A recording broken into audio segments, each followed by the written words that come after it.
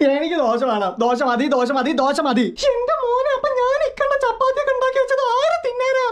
ഞാൻ അമ്മയോട് ഇന്നലെ പറഞ്ഞല്ലേ എനിക്ക് രാവിലെ ദോശ മതി, ചപ്പാത്തി വേണ്ടാന്ന്. എനിക്കൊന്നും വേണ്ട കേട്ടോ. ഓക്കെ ചപ്പാത്തി. അമ്മേ, ചേട്ടന് വേണ്ട വേണ്ട, അവനുള്ളതും കൂടെ എനിക്ക് തന്നേക്കേ.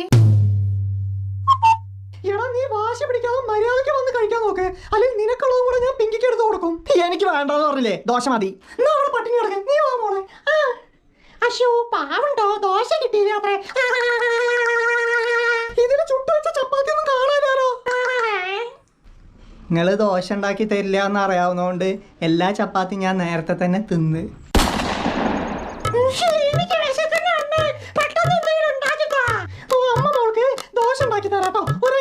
എന്നാ എനിക്കും ചൂടോടെ 3 ദോശ.